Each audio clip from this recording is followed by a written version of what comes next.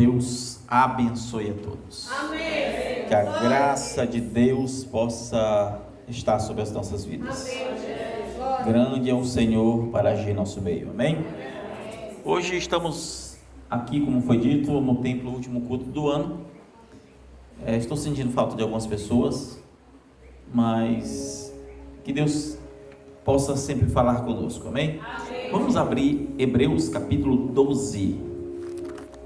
Hebreus capítulo 12. Hebreus 12, versículo 2.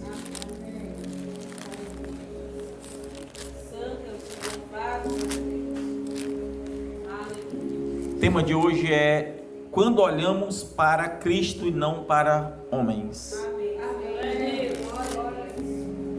12, 2. Podemos? Olhando para Jesus, o autor e consumador da fé, o qual, pelo gozo que lhe estava proposto, suportou a cruz, desprezando a afronta, e assentou-se à destra do trono de Deus. Senhor Jesus,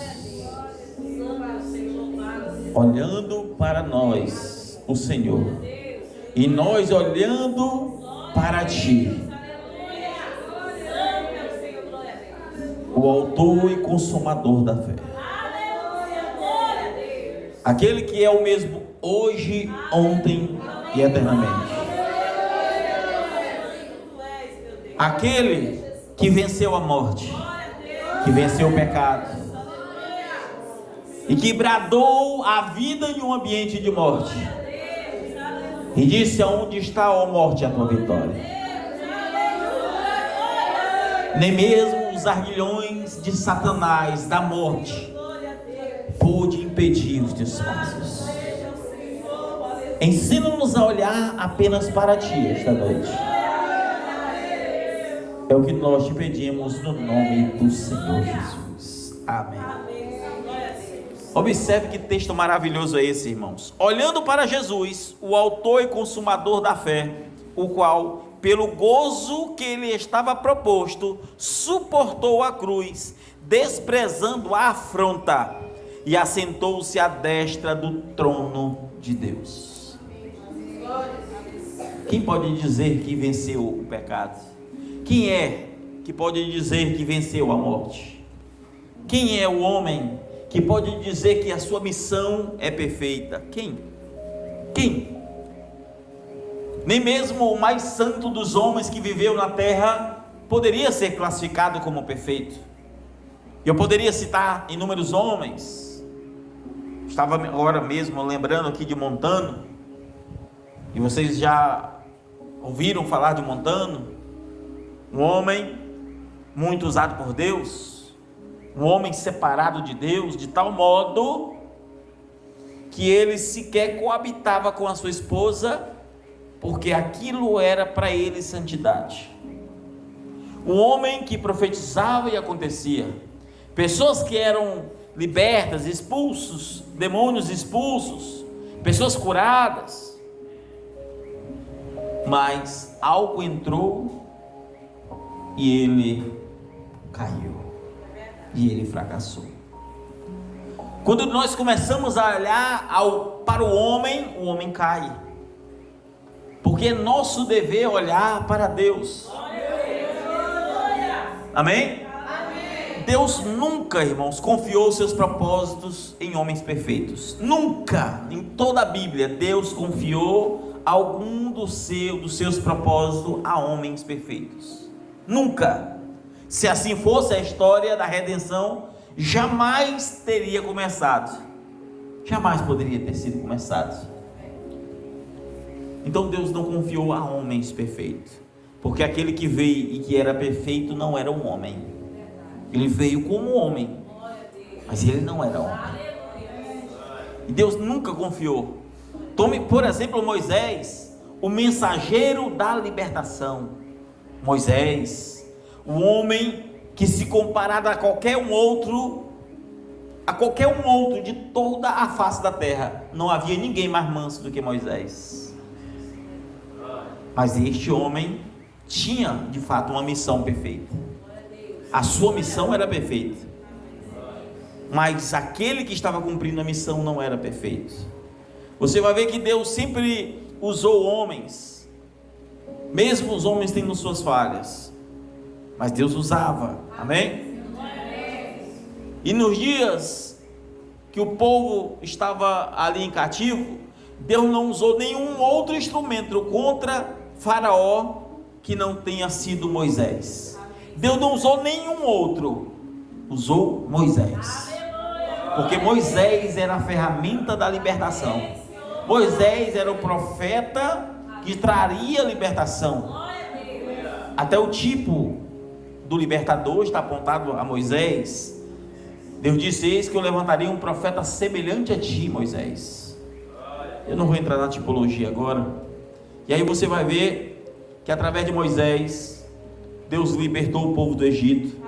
Através de Moisés Deus trouxe a lei para o povo, a lei para dar ao povo, para que saísse da verdadeira escravidão, que era conhecendo a lei de Deus, conhecendo as coisas de Deus, conhecendo a vontade de Deus.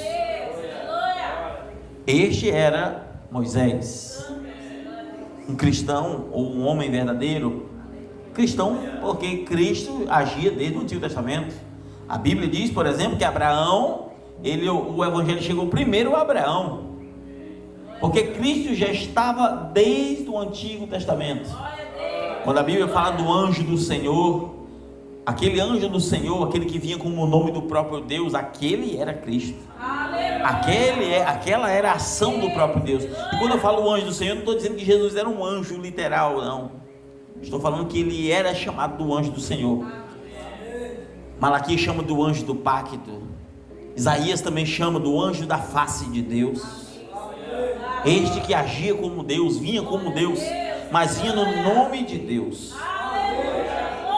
E então você vai ver que Moisés, mesmo ele sendo um homem usado por Deus, mesmo ele sendo um homem que tinha uma missão perfeita, ele não entrou na terra prometida, porque ele não era perfeito.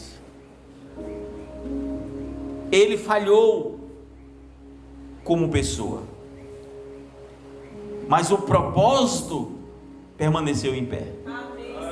Moisés não falhou, porque Deus não disse que Moisés teria que lutar contra Canaã. Deus não disse que Moisés lutaria, mas Deus disse que ele tiraria o povo da terra do Egito.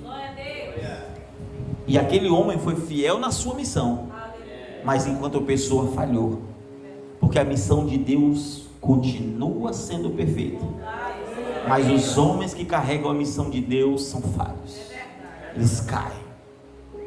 E a gente não pode enfraquecer, perder a fé por um homem que cai. Nós não podemos enfraquecer porque um mensageiro caiu. Moisés era o mensageiro daquele dia. Moisés era o mensageiro daquele dia, o libertador, que foi impedido de concluir a travessia. Ele foi impedido pelo seu próprio erro. Por quê?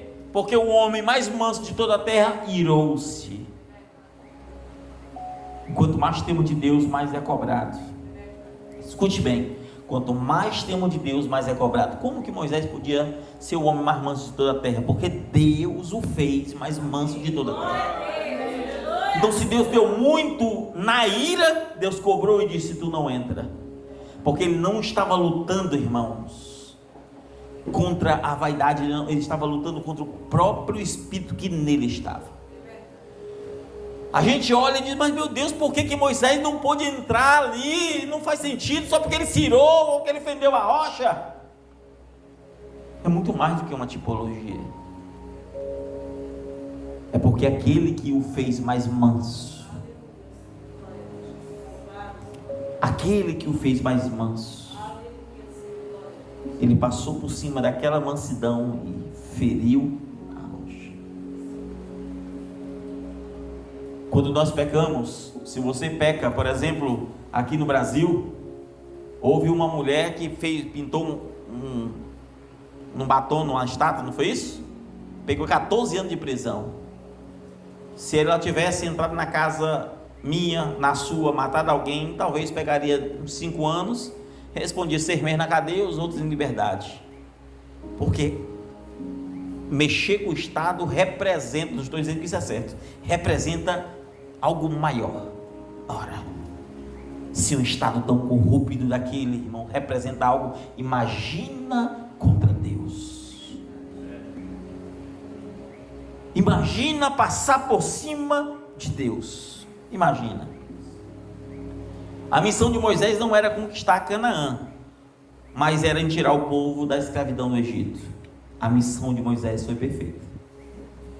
Moisés falhou. O propósito de Deus não estava concluído, porque o povo ainda não tinha chegado em Canaã. Mas mesmo havendo uma falha, a igreja continua até chegar na terra prometida. Eu quero dizer para você que a igreja não depende de homem nenhum para ela chegar lá. Eu quero dizer para você que a igreja só depende de Deus para chegar lá. É isso que eu quero que você entenda. Amém? Davi, ele foi escolhido. A Bíblia diz que ele era um homem segundo o coração de Deus. Mas esse homem, que era segundo o coração de Deus, pecou, falhou. Ele tinha conseguido, ele tinha livrado o povo dos seus inimigos, o seu reinado era grande e poderoso. A missão dada se cumpre, ela é perfeita, mas o homem que a leva nunca será perfeito. Não olhe para homens. Davi falhou, chorou, perdeu muita coisa, mas Deus sempre tem a levantar o homem, a igreja, o povo. Lembro-me aqui de Pedro, que recebendo as chaves do céu, as chaves da igreja, isso é Pedro, irmãos. Pedro recebendo tudo isso, ele nega Cristo 3 vezes. Mas eu quero que você entenda, a missão, ela é perfeita. Quem carrega a missão nunca é perfeito. Mas nada fez com que Pedro falhasse em cumprir a sua missão, porque Deus confia a sua missão perfeita em homens imperfeitos. E mesmo que Pedro caísse, Deus foi atrás ali de Pedro. Pedro pregou, Pedro, irmão, a sombra de Pedro curava. Pedro foi restaurado e cumpriu a sua missão. Mas Pedro não é perfeito, nunca foi perfeito. Vocês estão conseguindo entender, irmãos? Sansão foi separado desde o ventre da mãe. Antes de nascer o anjo, só vai nascer dentro de ti um menino. Esse menino é um nazireu, e há uma maldição de um nazireu. Todo nazireu é falho, irmão. Não há um nazireu tomado dentre os homens que de fato poderia ser perfeito. Você tem um que você não vê erro. É um profeta. Quem lembra quem é? Quem lembra? Ninguém? Samuel. O profeta Samuel, ele era um nazireu. O profeta Samuel, ele tinha algo, porque o primeiro é a base. Mas você vai observar, senão eu ia falar uma coisa aqui, mas senão eu saio do ponto. Você vai observar que Sansão, ele era um nazireu, nasceu para ser santo, não podia olhar algo imundo, não podia visitar alguém que morreu, não podia olhar um corpo, não podia fazer muita coisa, não podia cortar seu cabelo. Era assim ou não é? Mas as paixões da vida o derrubaram. Mesmo assim, ele cumpriu o seu propósito. A sua missão foi cumprida. Não da maneira que deveria, mas foi cumprida. Ele morreu, mas os seus inimigos foram mortos, porque a missão de Deus sempre será perfeita, mas os homens nunca serão. Então olhem para Deus, não olhem para homens. Amém? Não olhem para homens. Às vezes nós não paramos para analisar o que a Bíblia está nos ensinando essa noite, o que nós estamos aprendendo essa noite, o que a Bíblia quer nos dizer esta noite. Às vezes nós estamos olhando para a pessoa demais, nós olhamos para o homem, nós olhamos para o erro, nós estamos tão distantes de Deus, porque nós olhamos demais para o erro dos homens e nós somos mais errados ainda. E eu volto a dizer, Deus não erra ao escolher. Deus não erra ao escolher. Deus não erra ao escolher. Ou você acha que Deus erra? Deus não erra ao escolher. Mas uma outra coisa é fato: Deus não erra ao escolher, mas Ele escolhe homens que erram. Deus não erra, mas os homens escolhidos erram.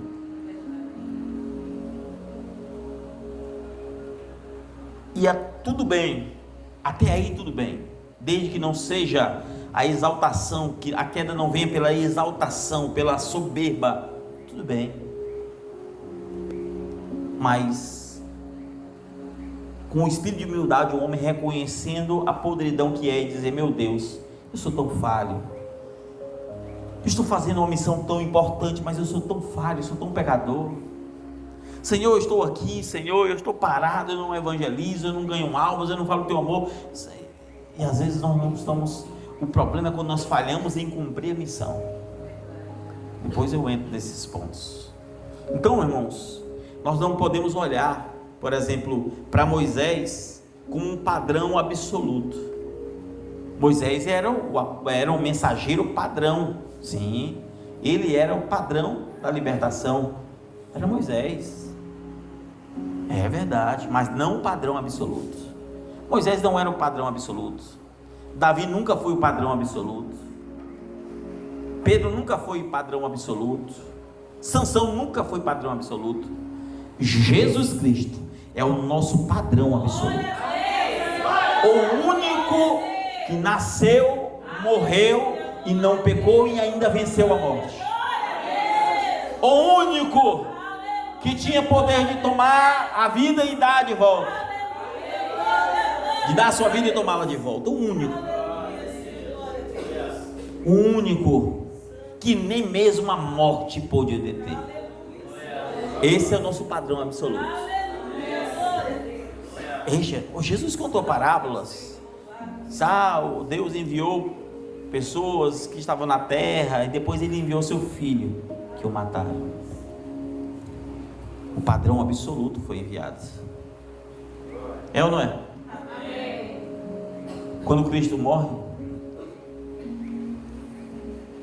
aquele que o mundo não era digno, a Bíblia mostra o contrário, que as pessoas que não queriam olhar para Cristo porque achavam feio, de má aparência. Isaías 53. Um homem experimentado no trabalho, um homem magro, um homem feio. Isso quem diz é a Bíblia, irmãos. Feio, de má aparência, um homem rejeitado.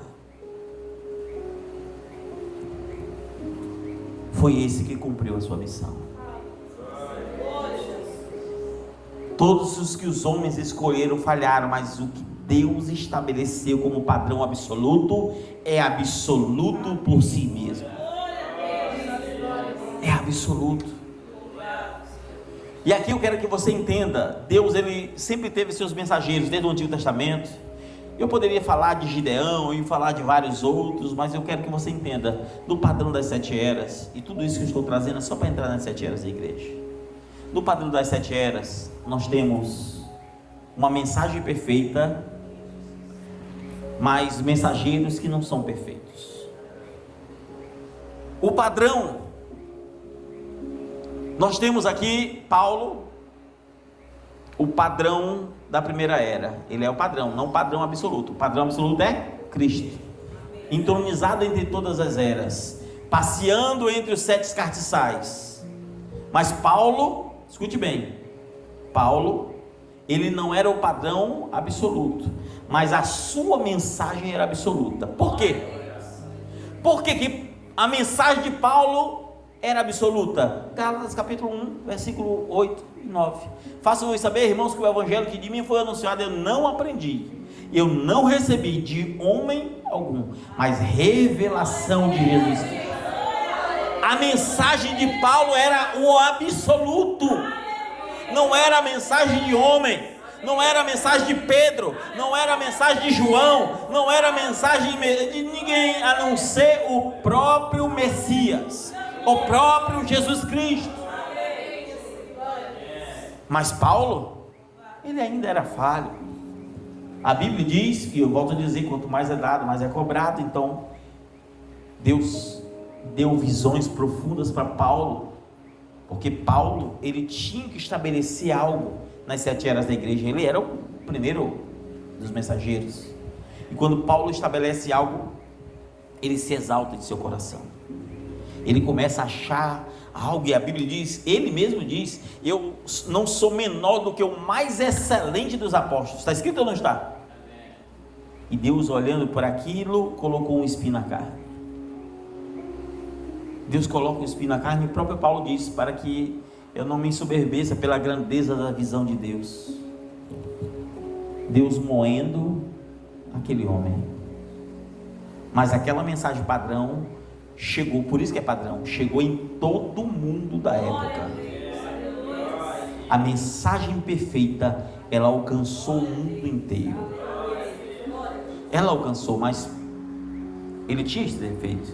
Então Deus o aquebrantou, fez com que Satanás os esbofeteasse, para que ele não se exaltasse. Não é assim ou não é?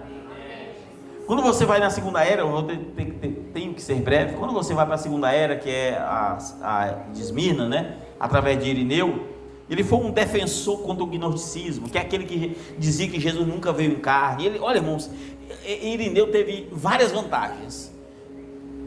Pedro já defendia, lê as cartas de Pedro. Pedro falava que aquele que nega que Cristo veio em carne era o anticristo. E Irineu, ele guardou a tradição oral. E outro ponto positivo, que ele pegou tudo aquilo que era ensinado. Irineu era nos primeiros séculos, ali no segundo século. Então Irineu, além do que estava escrito, ainda tinha a tradição oral. E Irineu falava: não, eu aprendi também pela tradição oral, que um falava que falou com Pedro, outro falou que falou com Paulo. E é errado esse negócio de dizer que Jesus não veio em carne. Ele começava a bater nesse ponto, batendo.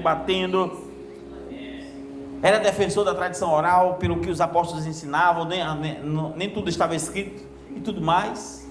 Mas ele tinha tendência grande, irmãos, em absolutizar o sistema.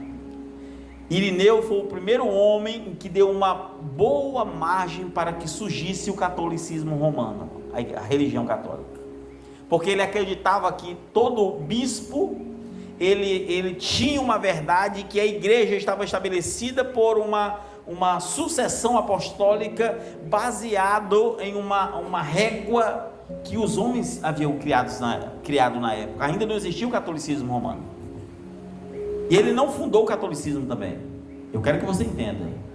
Estou dizendo que o mesmo mensageiro, ele acerta e ele erra.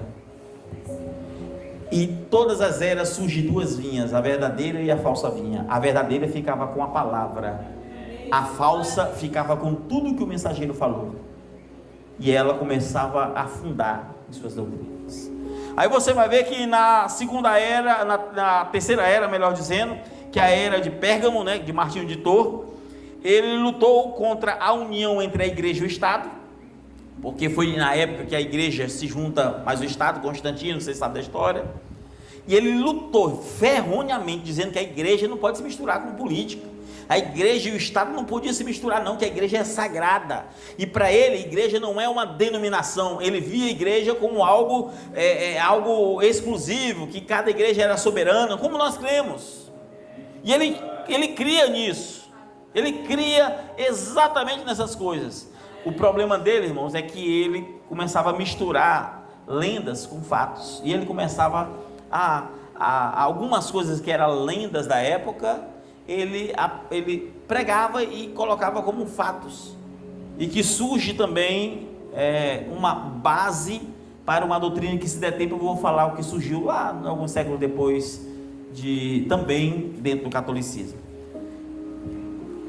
Então observe, duas linhas nascem se você não souber entender que o absoluto é Cristo. E que a mensagem absoluta está na era de Éfeso através de Paulo.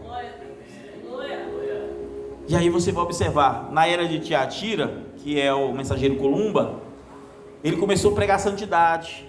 Columba pregava o hábito de ficar com as escrituras, ler santidade.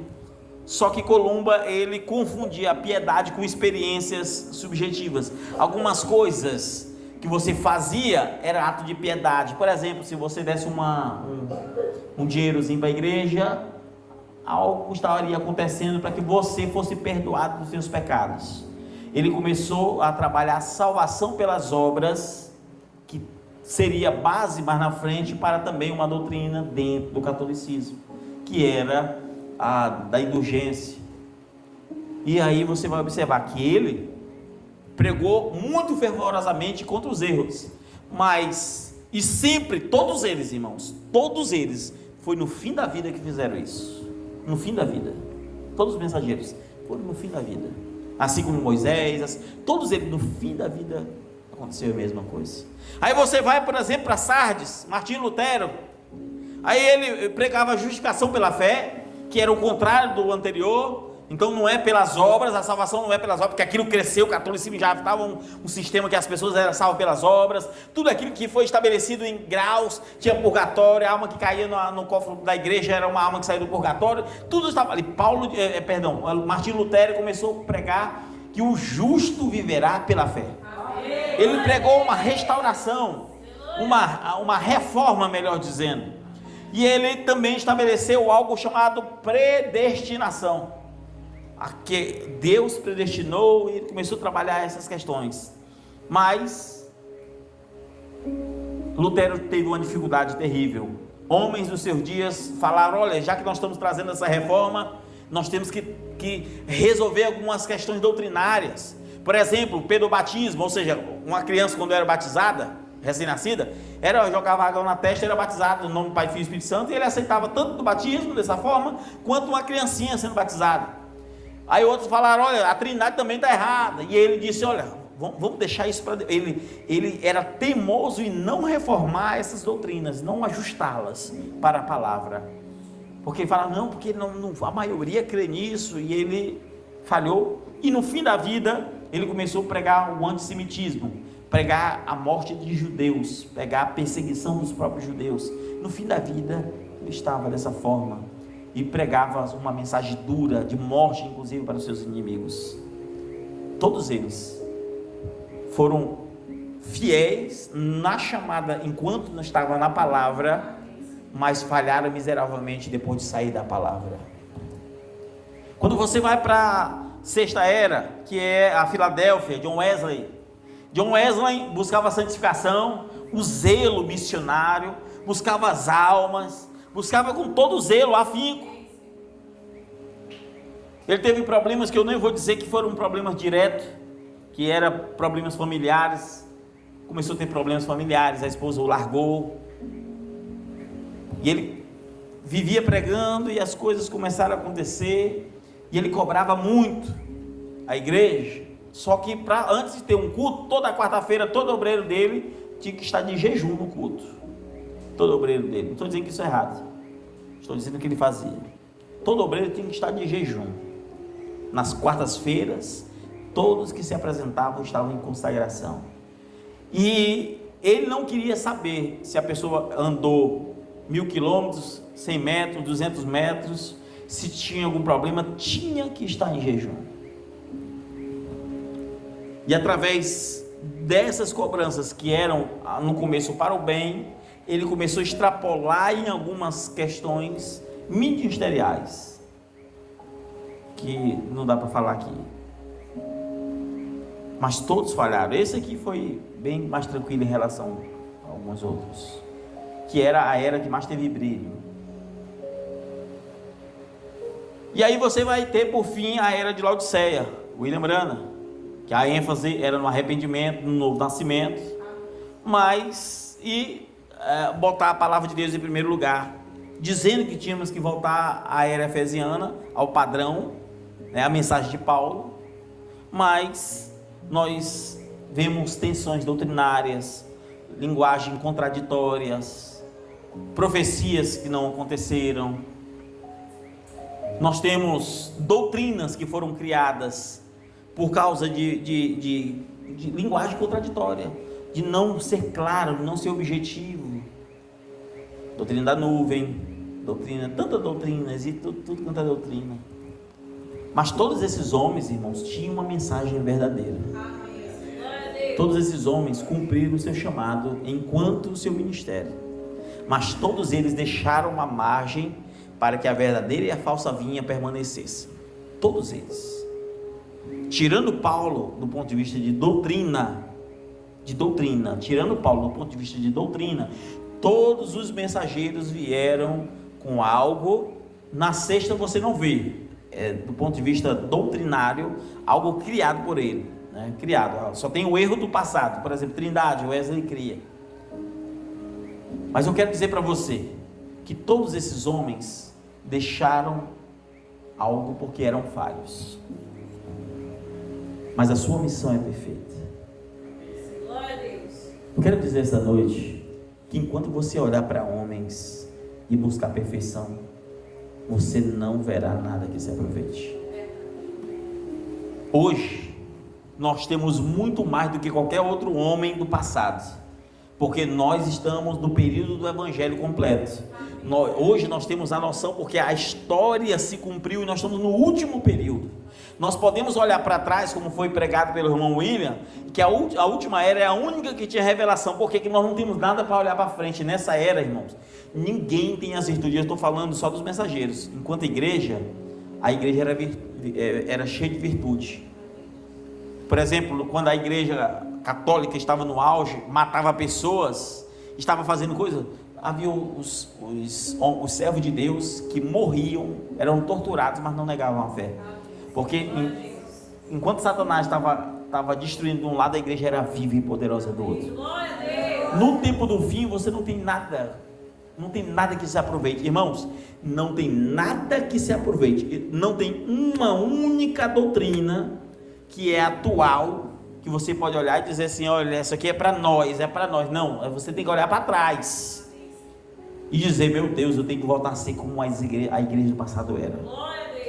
Porque essa era é a pior das eras. É a era negra, é a era de escuridão, é a era de fome, é a era de peste, é a era de doença, é a era que não tem nada que se aproveite, é uma era de igreja morna, que é uma era que Deus está dizendo: olha, tu diz que é rico, mas tu é pobre. Tu diz que está cheio de ouro, tu não tem nada. Tu diz que está enxergando o pecado, o conceito de colírio, não tem nada que se aproveite. A era de Laodiceia é a pior era. Então nós temos que olhar para trás, porque a era de Laodiceia não tem um elogio sequer. A única era, não tem um elogio. Então você tem que olhar para a santificação de Wesley.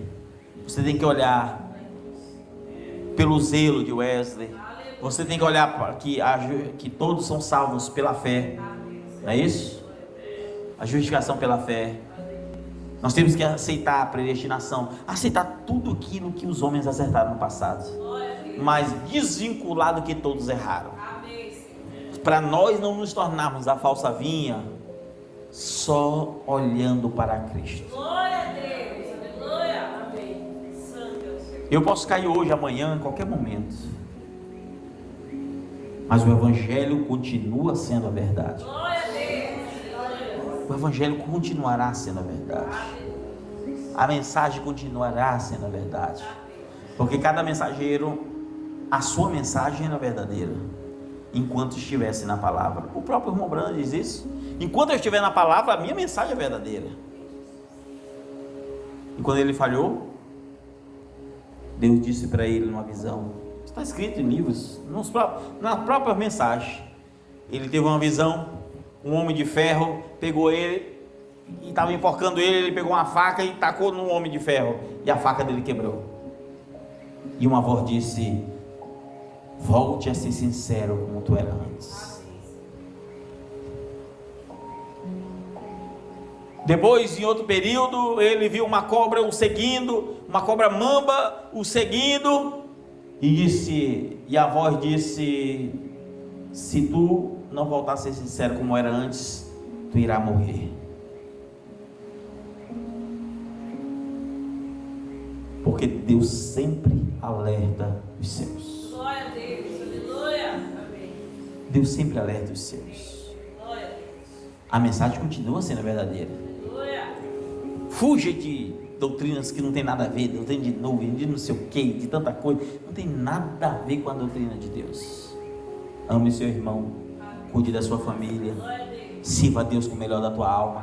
Pare de falar da vida dos outros, e você vai ver que o evangelho é isso, é tão simples.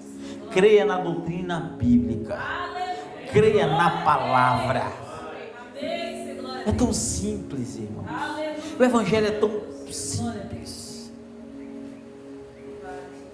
O que está faltando para nós? Quantos homens falharam? Quantos homens na história têm caído? Quantos homens usados por Deus? Paulo, em 2 Coríntios capítulo 2, versículo 4 ou 14, que me falha a memória, ele fala que no vaso não tem nada de especial, não tem valor nenhum, mas ele diz: mas o valor está no vaso, ou seja, é o Espírito Santo no vaso. Está em você, não é você. No dia que o homem se soberbece, no dia que o homem acha ser grande, no dia que o homem ele sai da sua missão, ele morre. Mombrana foi chamado a ser evangelista. Cumpra a obra de um evangelista. A ele foi dado 2 dons miraculosos, irmãos.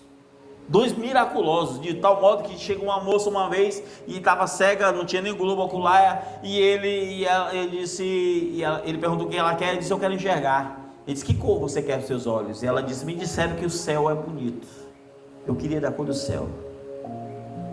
E os olhos foram restaurados da cor azul. Glória a Deus. Mas no dia que o homem se soberbeceu, ele disse: chame os piores casos, traga-me os piores casos aqui, não me traga esses com gripe, esses com pressão alta, não, traga-me os piores casos, e se tiver alguém sem braço, vai surgir aqui, traga-me. E botaram os piores na frente, e ele orou por 10 minutos, nenhuma cura. 20 minutos, nenhuma cura. 40 minutos, nenhuma cura. Depois de 1 hora de oração, nenhuma cura havia acontecido. Deus não faz parte da soberba do homem. E quando ele clamou pela misericórdia de Deus: tu me confiaste aquele dom, e lembrou do dom que Deus tinha dito. E quando ele orou dessa forma, houve uma explosão simultânea de cura. Todo mundo junto.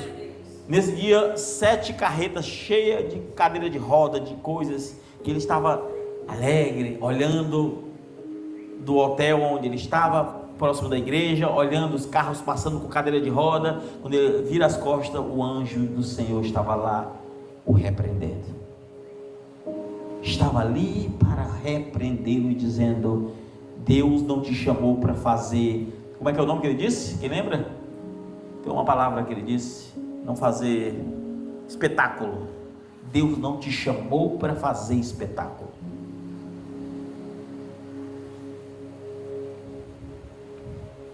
O homem, ele se soberbece, acha ser grande, e toda vez que ele acha, ele cai, porque a soberba precede a queda. Não se sinta grande, não se sinta melhor, não se sinta correto ou correta. Deixa Deus encontrar o lugar correto no teu coração. O evangelho é tão simples.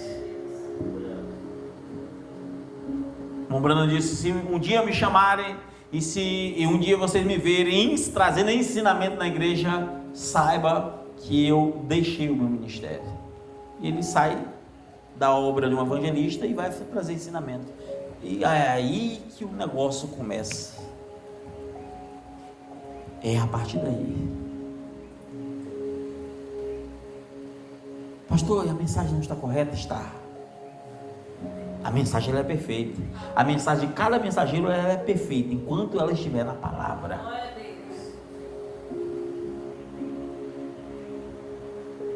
O que você estiver fazendo para Deus é perfeito enquanto você estiver na palavra, irmão. No dia que eu começar a pregar e estar mais preocupado com dinheiro e falar, vamos fazer um voto com Deus e dizer que estou orando aqui e começar, não estou dizendo que eu nunca vou fazer isso. Pode ser que Deus, até Deus possa falar para eu fazer isso. Não estou dizendo que Ele não possa, que Deus tem uma obrigação de não fazer. Eu estou dizendo que no dia que o meu coração estiver enganado e eu preocupado e dizendo assim, eu estou pagando um preço pela igreja, vamos fazer um voto com Deus, a campanha, cada um dá R$100, e Deus vê que o meu coração não tem nada a ver com cura, não tem nada a ver com a alma, não tem nada a ver com preocupação em si com dinheiro, eu deixei de estar na palavra. Eu quero que você entenda, estar na palavra é viver toda a palavra. Estar na palavra é aceitar toda a palavra. É simples. Eu não posso tomar nenhum partido de nada se o meu coração não estiver alinhado apenas na palavra. Apenas na palavra. Quero que você entenda que nenhuma defesa que nós fizermos de algo que é nosso vai servir. Temos que fazer de algo que é de Deus, e Deus nos abençoará. É tão simples. Vocês estão conseguindo entender a mensagem de hoje, irmãos? A mensagem de hoje é tão simples, irmãos.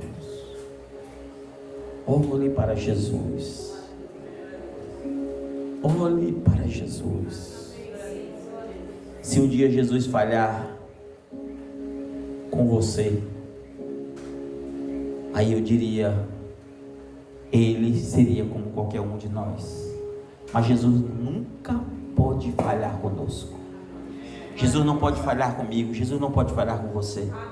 E quando algo não está dando certo, foi você que falhou. Não é ele, somos nós. Nós falhamos. Nós falhamos em ouvi-lo. Nós falhamos em entendê-lo. Nós falhamos em compreendê-lo. Nós falhamos em servi-lo. Nós falhamos em sinceridade. Nós falhamos. E o peso da culpa chega. O peso da soberba chega. Olhe para Jesus. Aleluia, glória a Deus. Nenhum homem é digno de ser olhado, ser adorado, ser visto como perfeito. Olhe como um homem exemplar. Paulo disse, seja pelo menos os meus imitadores. Paulo não disse, eu sou o padrão absoluto. Não, pelo menos. Eu tenho sido o padrão, mas o absoluto é Cristo. Glória a Deus. Paulo sabia quem era o absoluto. Eu sei quem é o absoluto. Você sabe quem é o absoluto. Glória a Deus. Então essa é a mensagem de fim. A última mensagem aqui neste altar, neste templo deste ano. Teremos o companheirismo, teremos ali 2 cultos, e eu espero que Deus possa falar conosco ainda mais. Amém? Que Deus abençoe a todos no nome do Senhor Jesus.